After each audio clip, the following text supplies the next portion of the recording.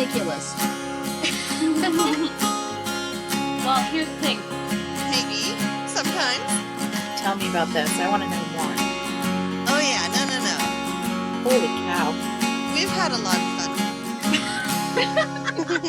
fun. So, Nicole, tell us about your South by Southwest experience. I'm so jealous that you have anything even resembling a South by Southwest experience at all, even though you were like a little not really synced up with all the fun stuff, right? Yeah, we were a little bit before. So we were in the education part of, or, the component of their overall program.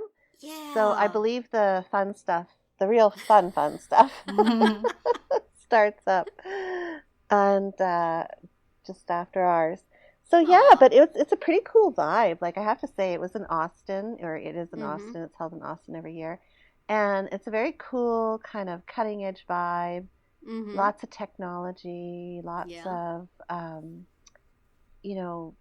innovative thinking, lots of new platforms. To be honest, though, I didn't spend a lot of time in the sessions. I know that some of my colleagues did, but I was really focused on our presentation and trying to. So your entire South by Southwest experience was sitting in a hotel room. In a hotel room. Preparing. You are my people, Nicole. Yes, so that was me. And but my colleagues have great reports of things that they've heard. The only thing that we all agree on is that there was limited discussion around innovative or new or I guess kind of, South by Southwest is very cutting edge, right? Mm-hmm. There was a lot of talk about equity and what people are doing to make, social justice an important forefront issue, but very little in relation to disability rights. Really? So, and inclusion. So that was kind of something that we felt that they need to work on. Yeah, that's disappointing. Well, it was good that you guys were there to represent. We are planting the seed. Right. Yes. So, yeah. And hopefully we'll have a chat with you and Robert Rummel-Hudson later to talk about the workshop that you did. Was it a workshop or just a speech? It was actually a 3-hour summit. Wow. Whoa. Yes. Yeah, there were 5 of us. No wonder you had to spend all that time preparing. Yeah, there's 5 of us, and we each had a sort of portion of the summit to present and do, talk about different facets of inclusion. So, and it was great meeting Rob and Skylar in real life. That was very cool. So, yeah. I'm jealous. That's nice. Well, I have to ask, pretty cool. What to me is the most important thing if I'm going to go to a 3-hour summit. Were there snacks? Can you believe it? There weren't. No snacks. Well, forget it then. You lost me about 20 minutes in. To make matters worse, it was from 3 to 6 p.m. That's my other complaint. Our time was terrible. But was there at least coffee? Was there coffee in the room? I don't think so. I think there's just water. Well, I'm disappointed now. I'll never go to South by Southwest. I gotta have it. I'm gonna sit for 3 hours. I gotta have snacks. I think from the sounds of it, it may have been up to the people who were presenting to provide that, and that wasn't even on our radar because it was our first time being there. Should have packed some of those little bags of goldfish. I should have packed goldfish crackers. To people. When they asked a question, you could toss them a bag of goldfish. Right. Get a lot more participation that way. That's people right. are hungry. They come to Austin for good food. They're expecting superlative snacks. Oh yeah, actually, that was another highlight of Austin is that I had the best barbecue I've ever had in my life. Oh my goodness. Anyway, very nice. Yeah. Nice. Okay. Well, interesting. Pros and cons. There you go. That's right. Y'all, if you're going to go to a conference, check first. Cookies, nice plate of cookies is a nice thing. Coffee. Right. Baskets of popcorn on the table, always a good thing. Some sort of giveaway. Oh, definitely. Got to have a tote bag. Yeah. We didn't even get a tote bag, actually. Not good. No. Well. So there's South some by Southwest improvement. Edu has to step up its game. They do. They're on their way. Well, we'll start with our group chat and say welcome to Parenting Roundabout, a weekly podcast about the things that parents are talking about, obsessing about, and complaining about right now, like lack of snacks. I am Catherine Haleko, and I'm getting ready to eat lunch soon. I'm looking forward to it. It's all about the food, right? With me today are, of course, Nicole Eridix. Hi, back from South by Southwest. That's right. Yes. We're happy you're back. And Terri Morrow. You know, I'd say we need some snacks for this podcast, but Nicole has told us that she doesn't like the sound of people eating, so I guess we have to wait till afterwards. We do. I have heard you unwrap Exactly. a piece of food while we were recording, though, Nicole. Oh, really? Yeah, but was I Yes. eating it? You weren't eating it.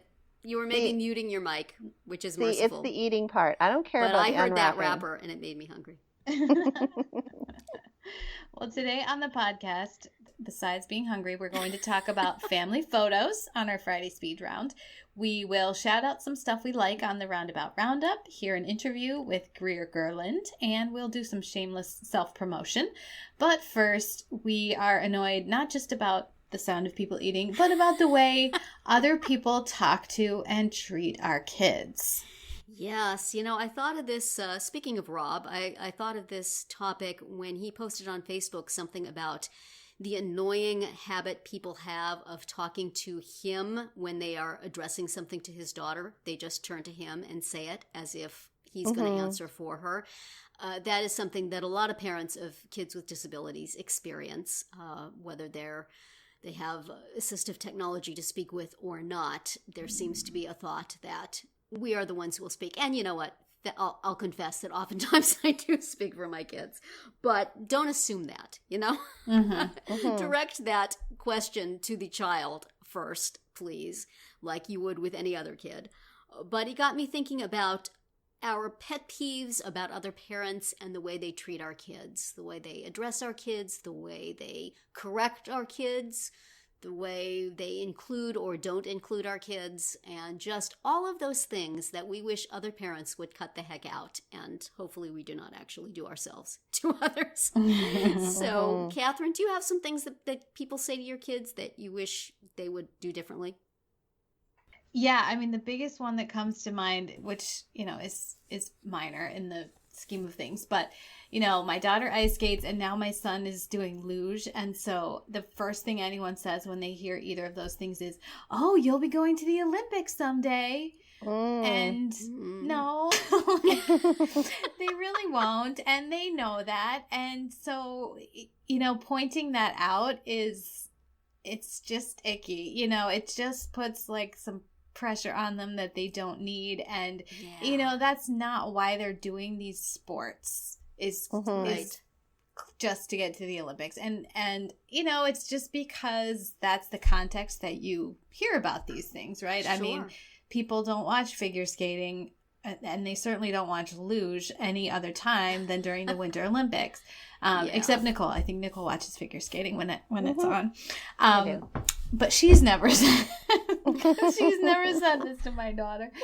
I think I've said it to you, but I haven't said it to your kids, fortunately. Good thing I don't have any contact with them. Which is different, though, right? I mean, when they hear it, like, it forces them to be like, well, I'm not that good. You know, it's just... And that's not nice. I mean, it, like I said, it's a minor thing. It's not like assuming that they can't communicate or they can't talk, but it is making assumptions about them that's true with a lot of sports talk, I think, because we all pay lip service to, it's not whether you win or lose, it's how you play the game. Did you have a good time? Right. But still, when you talk to a kid, you ask, did you win? How did you do? Did you make any good plays? You know, we that's what you think to say to kids, and you don't want them to really have to answer, well, no, we lost. Right. I really played crummy. Right. But, you know, it's hard to... we should just ask, did you have a good time? Right. But what if you if you didn't play well, you didn't have a good time either? We should just never ask children questions. Just don't talk about it. Well, there was an article in the Wall Street Journal which showed up at my door yesterday. I do not have a subscription to the Wall Street Journal, but apparently someone of my neighbors does. But anyway, and there was a whole article about this time of year and asking high school seniors about their college plans.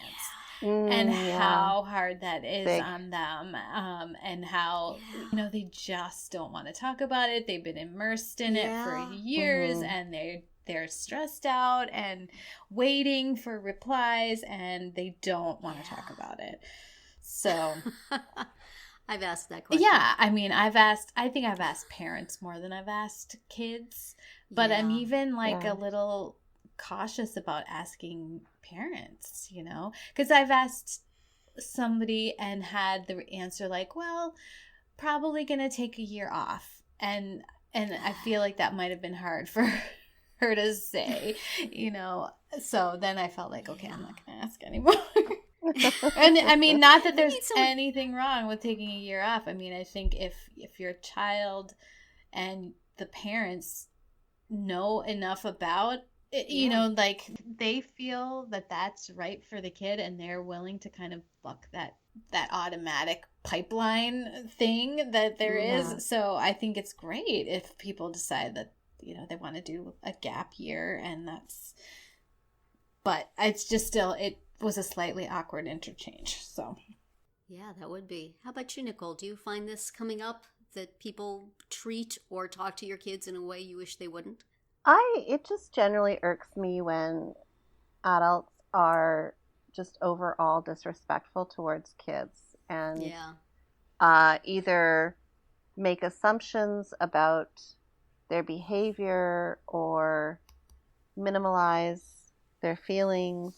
I think in general, it's just the lack, when adults have a lack of respect for a child's behavior or thoughts or opinions, because I feel like for me, I try my best to give children of other people the respect that I think we all deserve, right? Right. So when I don't see that happening back to my kids, that's what really irks me. And when they're dismissed or they're negated in some way, that's when I start to get, and I don't see it a lot, but other than in my family, but it's still, I just think, they don't need to be treated that way. We know better. We know how to have more respectful discussions, and just ask, or if you want to know, ask, or if you want to, talk to them if you want to find out more, but just don't dismiss them because you think that they're just a kid or can be told what to do. Yeah. So that's kind of my big thing. Is just having respect for my kids, because I like to think that I have respect for other people's kids. Yeah. So I'd like to overall think that. I'm not sure I always do, but that would be a good thing to do. Respect is a big thing. And I mean, it's hard for me to think back to when my kids were little, other than just the talk to them and then let me jump in if I feel the need to, rather than talk to me. And it's still really kind of that way now that there are adults. I wish people would not say one thing to them and then another thing to me. You get sometimes people don't want to be mean to the person with a disability, so they will act all sweet and nice, and then they will turn to me and give me the lowdown. They can't do this, or we can't accept them, or they can't, So I then wind up being the person saying, well, no, you didn't get that job, or well, you can't volunteer there, or well, you've been let go. When the person who actually is doing the dirty work, is doing the bad thing, is telling them all sorts of positive stuff. Yeah, then you're the bad guy. I'm the bad guy. That stinks, people. Don't do that. If you feel like what you want to say is too mean to say to the person directly, right, maybe don't say it at all. That does not mean I don't want to say that to this poor person with a disability. I'm just going to go say this to their mother. Yeah. It's still mean, y'all. It's, if it's too mean, maybe you don't want to do it. Maybe you want to think of another way. Maybe you want to be a little more flexible. Maybe you want to open your mind a little bit. But don't make me be your bearer of bad news. Right. I would prefer that there not be bad news at all. But if there's gonna be, be a bad person directly towards the Well, person just own being disrespectful to. own your statement.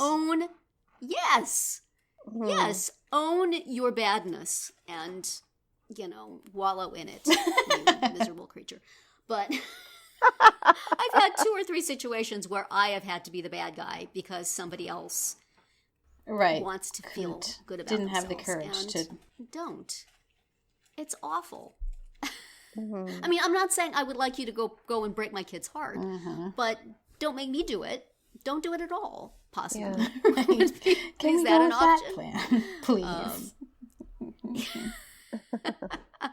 It just, I mean, in general, I think that most people with disabilities and advocates for them would say, for both young and old, people need to think things through a little bit more and wonder if that is the kind of person they want to be. And if it's not, then don't do it. Find another way. I mean, everybody thinks they want to be nice and inclusive and accepted. They want to circulate the memes on Facebook about how wonderful people with special needs are. But when it comes to actually changing what they're personally doing, not so much. So that is a pet peeve for sure. And it's unfortunately not one that's likely to reconcile because it's hard, I know it's hard, but Rough stuff. Anyway, do you, when these things come up, this is something I have not been good at, but if somebody says something to your kid that you don't like or treats your kid in a way you don't like, what do you do? Do you speak up to them or do you just silently bury the rage until you wind up yelling at somebody completely different? That tends to be my mode of operation. But I mean, when I look back over these times when people have done this thing that I'm complaining about, I should have said something. I should have said it directly to them. Go tell her. Go tell him. I should have called their bluff. And I didn't, and now it's too late. So now I'm angry at myself. But, Catherine, if somebody says that to your kids, do you have a way to just head the conversation off in another direction to spare them? Or is it usually something that happens when you're not there? I guess I don't know if it happens when I'm not there because they don't complain to me about it. So, but yeah, I think what I do is try to deflect and try to be like, she loves skating. She works really hard at it, but yeah, we know that only 3 people a year go to the Olympics. So, I try to kind of inject maybe a little bit of realism while also praising what I can about my kid, right? I mean, that she's passionate about it and she works hard about it. But we don't have any delusions either. Right. Because kids know. Plus, how much does it cost to prepare a kid for the Olympics? Yeah, exactly. Even if they have the ability. She's still living at home, so chances are she's not going to the Olympics. Right, exactly. We haven't shipped her off to any academy where we will never see her again. How about you, Nicole? Do you try to, if you see somebody being disrespectful to your kids, do you go do something to correct that? In my mind, yes. I do. I'm not the person that will, be mama bear, I guess, is what the term is. You're passive aggressive. You will just say bad things about them on social media. Exactly. Complain about them at home to my husband. But I think, what I do is we walk away and I talk to my kids about it. And that's I say, you know what, that's not right. And I guess maybe I'm teaching them to not accept that behavior, and hopefully they'll stand up for themselves in the future. I just don't have those skills. That doesn't go well, though. A kid stands up to an adult saying, well, you know what? I do have to say, though, in a respectful way. I'm not saying don't, be disrespectful, but I do have to say, last week my daughter went to take photographs for her yearbook because she's an editor of some of the sports pages of our school yearbook, high school yearbook, and she was taking some photos. So it was an important job, and she had her special "I'm a photographer" pass type thing. And so she went to this game and was taking some photos, and some adults came after she was established and sat directly behind her Aye. and then started to complain that she was in their way. Oh.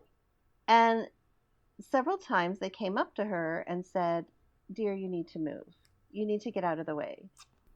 And she actually very respectfully, from the sounds of it, said, "No, I'm sorry. I have a job to do and I'm going to do it. And then I'll leave. And then you'll be able to see. In the meantime, you can move." Good for her. So, Yeah. so that was kind of like, I mean, I'm saying it a little bit, more concise than what she did. She Yeah. would, she elaborated a little bit more, but Yeah. she basically said, "Look, I was here first. I'm taking some photos. You guys are the ones that sat behind me. Mhm. Right. Don't, I'll be done soon. Take it easy." So, yeah, I was proud of her when she did that. Yeah. So, I think, Yeah. so I'm not the mom I wish sometimes I could be, but we definitely do have conversations about it after and how it could be That's dealt good. with. Yeah. So. I haven't found any good way to deal with it. But I do complain sometimes. And then, of course, the follow-up question on that is, have you ever caught yourself doing something that you hate when somebody does it to your kid, to somebody else's kid? Nicole, you've said you make a real effort not to be disrespectful to other people's kids. I hope I don't. Yeah, I hope I'm Yeah. not. And I don't think I'm ever often in a position to do to other people's kids what I do. I may do the talking to the parent instead of the kid thing. Right. That's annoying, but I may do that. And Yeah. I shouldn't. And this is a good reminder to not. How about you, Catherine? Do you find yourself saying things to other people's kids that then, in retrospect, I'm was sure uncool? I mean, have. I've definitely yeah. done the saying the wrong sports question and saying the wrong, graduation question. There's so many questions that seem like a good idea as they're coming out of your And mouth, then, and then you oh, realize, Yeah. like, when are you two getting married, or when are you going to start a family? And then you think, oh my gosh, I've had issues with that. See, why would I ask anybody that? And I think my mistake is that I try and be respectful of other people's kids, and then my own kids, I'm like, "So when are you gonna have a boyfriend? When are you gonna start dating? What are you gonna do with that's your life?" a dangerous question, though. That's one of those questions, though, when you get the answer, you think, I was so much happier before this. Can we go back? I didn't mean that Right. boyfriend. Yeah, Did you yeah. find a different one? Exactly. This is what I am advising my daughter. It sounds like a good idea, but then we may Yeah. look back. That was a big Oh, mistake. well. Yeah.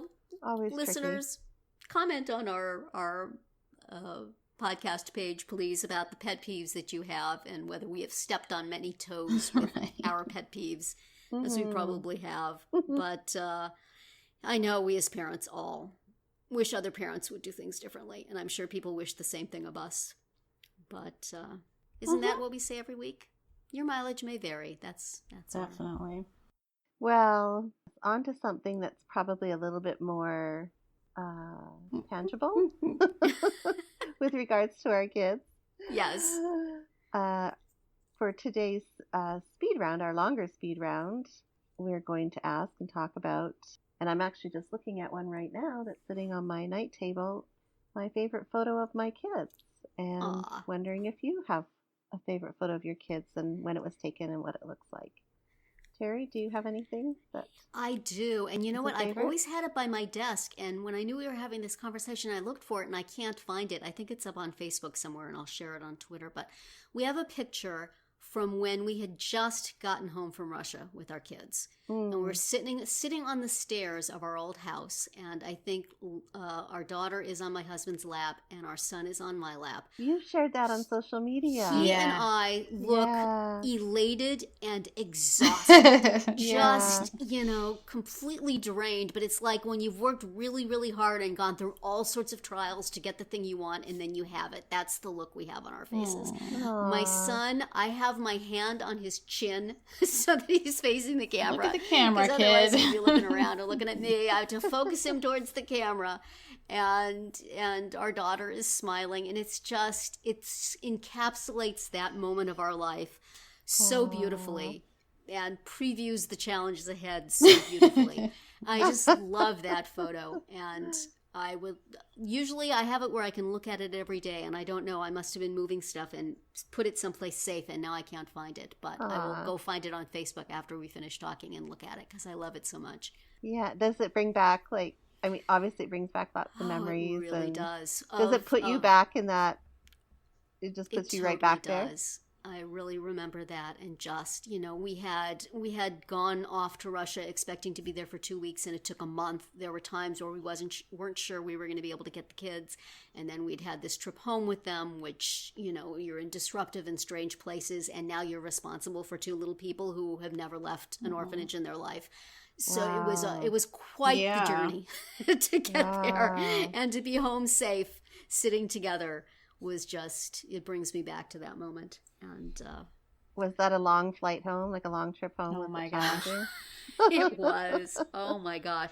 We thought that our son was going to be the problem, because he was 18 months and he was very active, and we'd had trouble. We'd had a train trip that we had to bolster him with bodies to keep him from moving around, but he fell asleep, so he slept through the whole flight. It was wonderful. Wow. But when it came time to land, our daughter was coloring, and she did not understand why she had to stop and put the tray table up. And she did not like that. She wanted to keep doing what she was doing, and she wailed, just screamed the whole time we were landing, because she hadn't gotten her way. And people there hated us pretty bad. But she had been great through the whole trip. But you know what?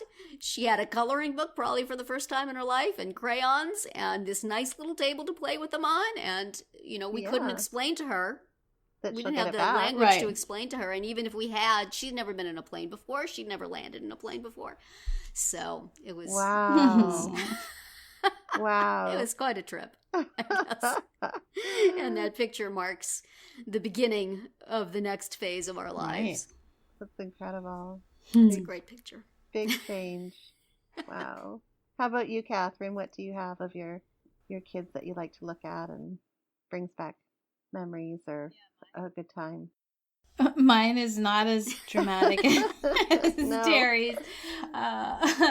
But it was... I have lots of pictures that I like, but there's this one where my daughter is 5 months old, and she was playing on the floor on a blanket, belly down on the floor, and she's propped up on her little fat elbows, and she's gnawing on this toy, and this just plastic toy, and next to her, 2 feet away or less, is our dog, our old dog that we had before. And she is in the exact same position, and she's chewing on a bone. And it is the cutest thing, because they're side by side. They're doing the exact same thing. And they're both just content to be chewing. And this was, kind of before camera phones, so I had to actually get up, get a camera, and get back and capture it before either of them moved, and I actually did it. So it was a proud moment. Yeah.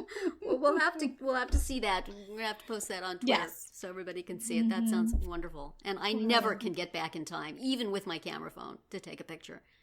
Yeah. My current dogs would have, at least one of them would have jumped right up and followed me wherever I went. My dog is uncooperative when it comes to take. She has what I call the best over-the-shoulder reproachful look in the business.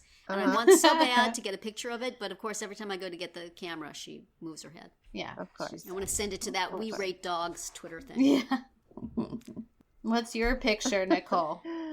Mine was actually a professional family photo that we had taken, and we went to a park, and it was in during autumn, so it was the leaves, and it was in Vancouver, so there were a lot of beautiful big colorful leaves on the ground and big trees and green, and it was I think my daughter was probably 3 and my son was 8, I want to say, and the photographer was taking some photos of them, and they were leaning against a tree, and my son propped his leg up on the tree, he kind of leaned back along the tree and then brought one leg up, so it was, it was just kind of a casual kickback kind of look, and And the photographer said, "Okay, Kristen, so just, stand there next to your brother." And she's like, "Well, I want to look like him." So she did the same thing.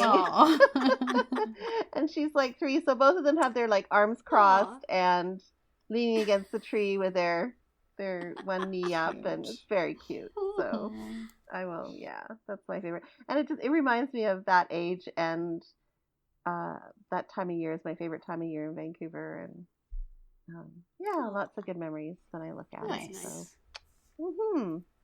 So I think that's a nice warm note to wrap up on with this part of our podcast. And remember that you can hear a new speed round every Monday through Thursday.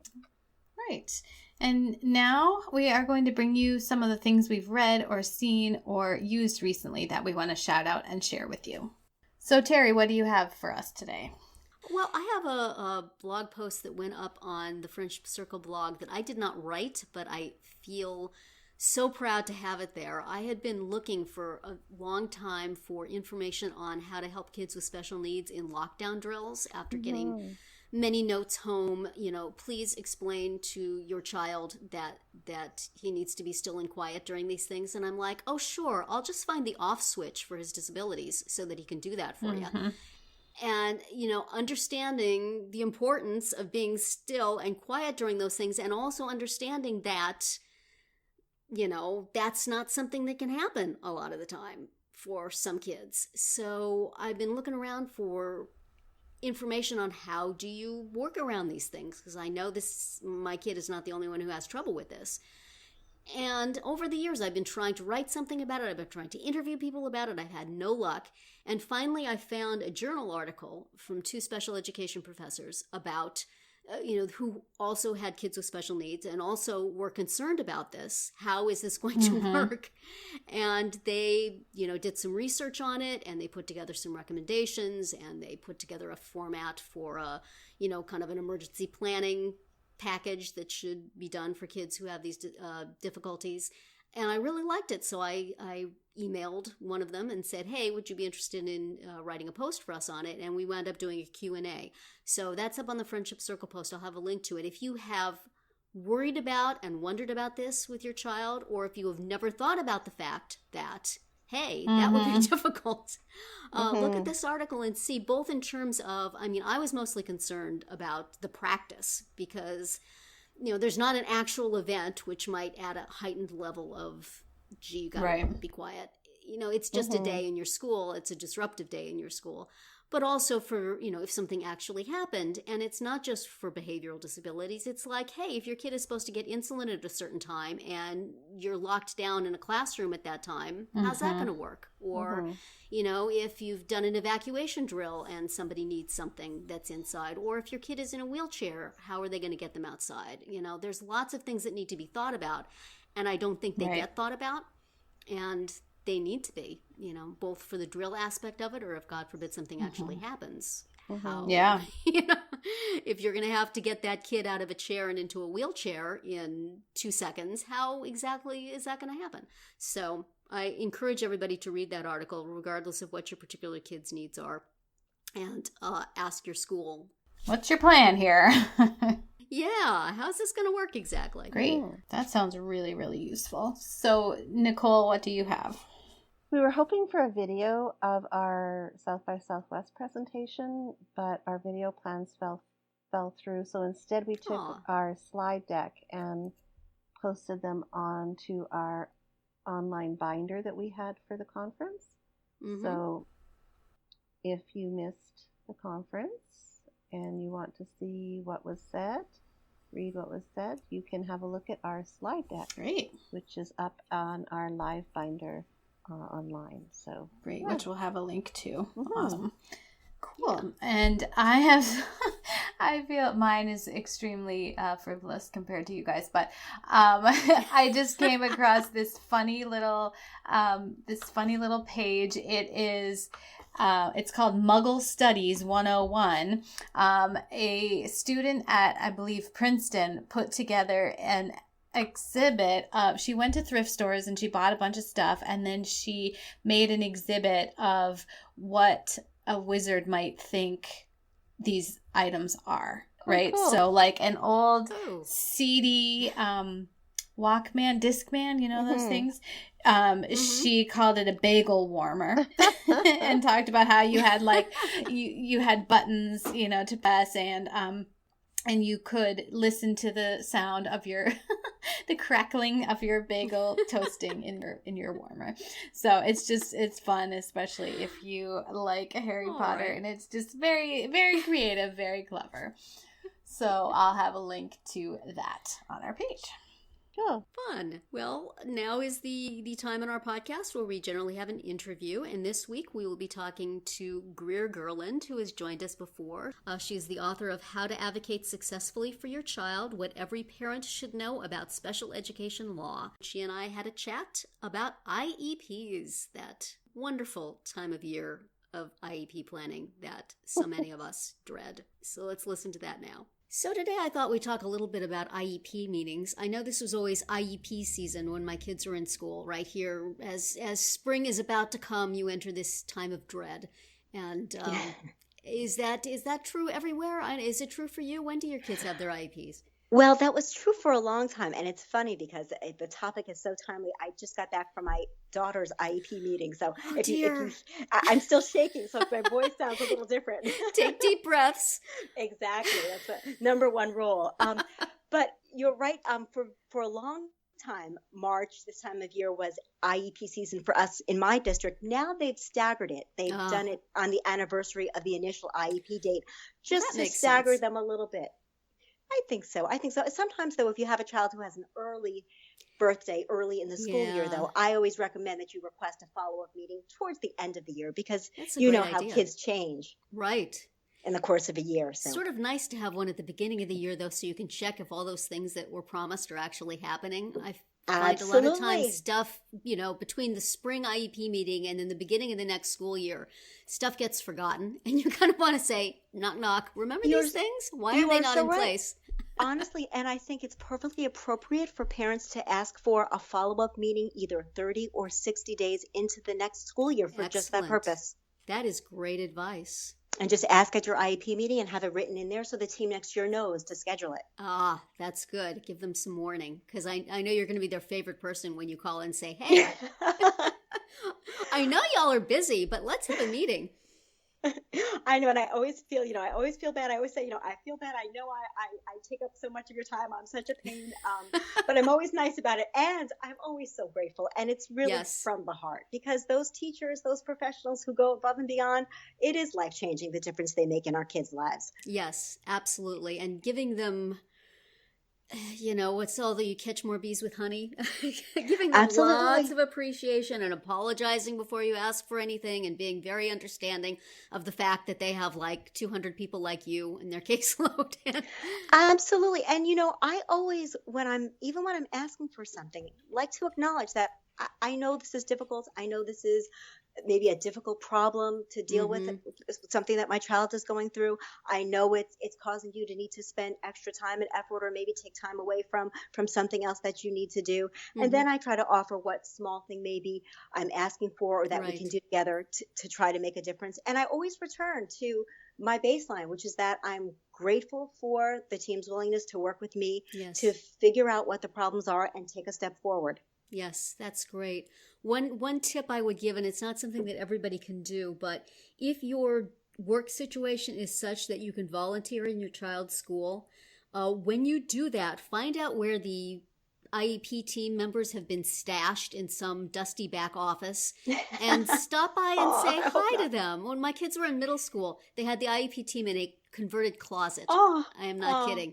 But it was right across from the library where I volunteered. So I would go and I would say hi, and we would chat a little bit. So we had some contact in a non-combative situation. And then it was much easier to ask them for things.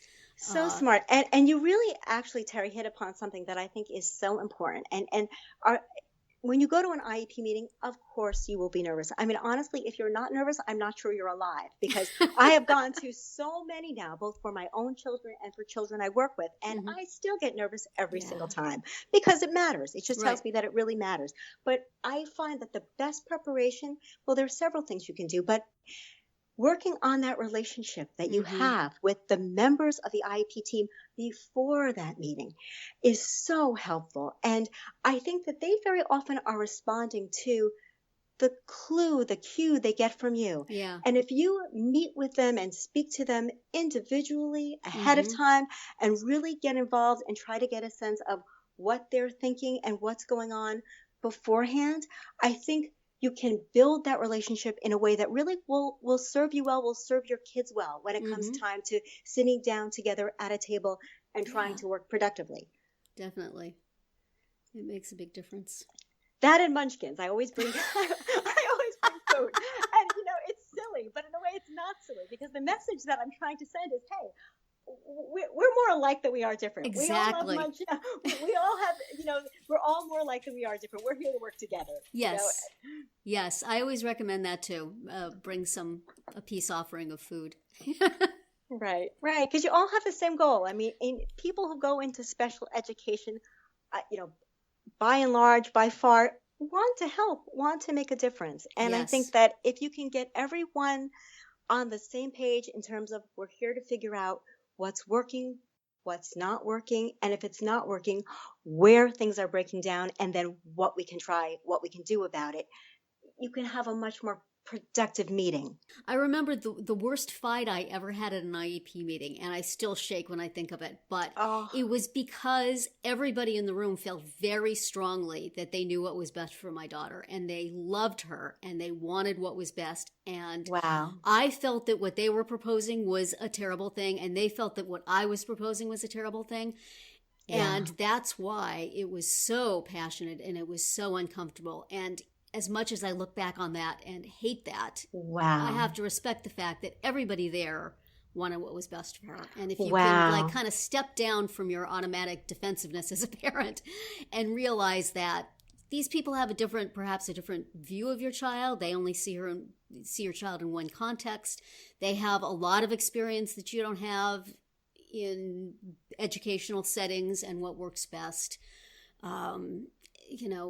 You want the benefit of that experience. You don't want them to just shut up. So yes, and sometimes it's funny. you have to gird yourself. You are so right. And one thing I reminded myself of before I went into my daughter's meeting this morning was, listen, because sometimes there are trigger words or buzzwords we hear, where we may hear the name of a program that we know we don't think is right for our child, and we're ready to respond. And I remind myself that, one, I know everyone cares about my daughter and everyone's working towards the same goal, finding out what's right. I'm lucky. But listening is one of my greatest tools, because if I can listen and figure out what the concern is underlying whatever the recommendation is that I might viscerally disagree with, then I have a better shot of really, one, helping my daughter, but two, truly understanding what that concern is and responding in a way that will make sense to the person who offered it. Yes. So if I can say, okay, I hear you're recommending that program because you're seeing this problem.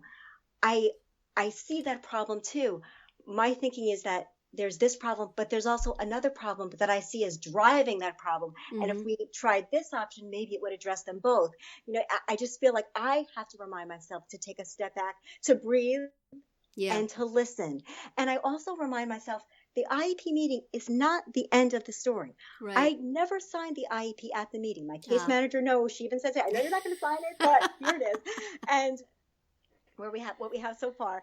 And I look at it as the beginning of a discussion. I mean, even better is if it's the continuation of a discussion that I've started with the team before the meeting. Right. But I look at it as a brainstorming session. And very often there are unresolved issues or questions that I will follow up with the case manager on after the meeting. Yeah, that's good. But if you can go into it saying, everything is not going to be resolved, I'm going to try to learn as much as I can about what's going on with my child, what the concerns are that everyone on the team has, and what the possible options for solving those problems are. I think maybe you put yourself in a better frame of mind to not be so worried about the outcome of that meeting, because the outcome of the meeting is not going to be a completed IEP. It's going to be hopefully a lot more information and one or two or maybe more ideas about what will work.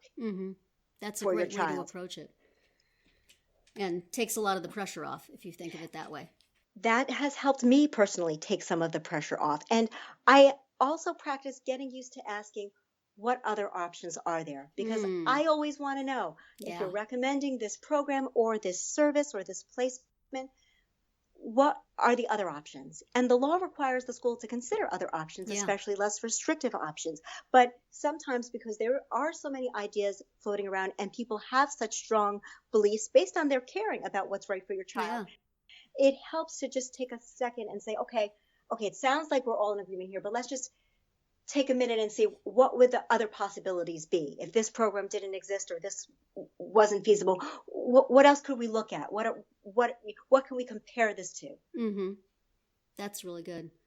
And do they respond in a positive way when you suggest that? They do, but I also will say that as a parent, it's crucial to get involved with your local parent special education group that every district has, because sometimes when you go to those meetings, you'll hear another parent talk about a program or placement that worked for their child, and you'll be able to be the one to say, you know what, I know this is not what we're discussing right now, but I heard that there's an option, another program or a solution someone else tried, and I wonder if this would work for my daughter. And I have gotten a positive response doing that, but not everyone will always think of everything. People are, only human. So it really helps for you to bring ideas to the table as well and to do your homework. I also, when it comes to bringing ideas to the IEP table, I would also tell parents, bring whatever reports, recommendations you have from those doctors or therapists that your child sees outside of school, because those reports, those recommendations from other people who see your children in different contexts have a lot of weight in bringing new concerns or information to the team about what they might want to be considering doing in school. Yes, and I always felt like other outside professionals have more credibility than you as a parent. Absolutely. And sadly, I do believe parents know best, but in the eyes of the law, the parent is not an expert. Right. So when you can bring recommendations from an expert in the eyes of the law, a doctor, a therapist, an outside clinician, it goes a long way to helping those concerns, have the weight that they need to have in order to make it into your child's program. Definitely. So definitely bring those, but also bring whatever information you need to convey to the team what your concerns are. If your child is stuttering at home regularly or having tantrums or not generalizing a skill that the school may think is mastered, bring a videotape. Bring your own log of how often your child, asks the same question over and over or struggles with this particular concept. Right. Because that's all powerful evidence, a powerful tool for sharing your concerns with the school and helping them helping the school see them as serious, as weighty, as real. And at the same time, if your child has mastered a skill that the school is saying they have not, take a video of that too. Absolutely. And that's the flip side, because school may say, I don't think your child's ready for this next step because they haven't mastered X. And you may be able to take a videotape of your child doing X and say, you know what? They're holding out on you because I caught them in the act. Exactly. And, now we're ready to raise the bar. Why can they do it here and not there? Take a look. Yeah. Right. So both ways. Okay. Well, those are some great suggestions and certainly empowering parents as they go into this great season of discontent, as we know as IEP season. So we hope to talk to you again next month with some more tips like this. I look forward to it. Something that parents really need to hear. Thanks a lot, Greer. And we hope to be talking to Greer about once a month. We'll look forward to speaking with her again. And now for our final segment today, we are going to do a little shameless self-promotion and direct you to some of the things on our sites that we think you should take a look at. Terri, what have you got for us? Well, in our Roundabout Roundup, I talked about a serious and important post that is up on Friendship Circle. However, I have also written a completely frivolous and silly one that people may enjoy. There's so many... a lot of movie theaters and stores are doing sensory-friendly days to either dim the lights for kids who have trouble with bright lights or allow kids to move around and talk and make noise in a movie theater, and that's all just groovy. How nice. But there are other things that I would like to see stores and malls and movie theaters do, like, stop the escalator day so that kids who have trouble with escalators can climb up the stairs and not have to look for an elevator. Or Everybody Scream Day, where we embrace kids' needs to do a tantrum by tantruming ourselves. I think there are lots of things that we could expand this sensory-friendly thing into, and I list 12 of them in a post on the site. Perfect. I think I will want to read that. I think there are many there that we can all embrace. Yeah. Well, and I'm going to, this is my South by Southwest week. So I'm going to shout out some resources that I have up on my site about our week at South by Southwest, and the resources are related to the presentation that we did. In the Life Binder, we've got an action planning workshop or worksheet to download. There's a word garden to input your thoughts on what inclusion is. So there's some cool stuff on there. And you can have a look at theinclusiveclass.com. So, Catherine. Self-promote, Catherine. I recently wrote my first ever pet-related story, so that's exciting. And it is up at rd.com, which is Reader's Digest. Was it about your goldfish that went down the garbage disposal? It was not about my goldfish. No, it's about big dogs, and it's kind of the benefits and the fun things about having a really big dog, like gigantic. So that was a lot of fun, and it has great pictures, which I had nothing to do with, but you will enjoy seeing. So check that out on rd.com. Nice. And dogs are cool. Yeah, and that is it for this week's episode of Parenting Roundabout. We hope you enjoyed it and that you'll join us every week. You can listen to podcast episodes on parentingroundabout.com or download them from iTunes. Please subscribe so that you'll get all of our podcasts and mini podcasts. You can also follow us on Twitter, where I am at Cihaleko, Nicole is at Nicole Eridix, and Terri is at Mamatude. You can also follow the podcast on Twitter, that's at Roundabout Chat, and look for us on Facebook, Pinterest, Tumblr, YouTube, and Instagram. Best of all, stop by our blog at parentingroundabout.com and read recaps, find links on everything we've mentioned, and talk back to us in the comments. We would love to hear from you. Thanks to John Morin for providing our in and out music, and I wish everyone a great week.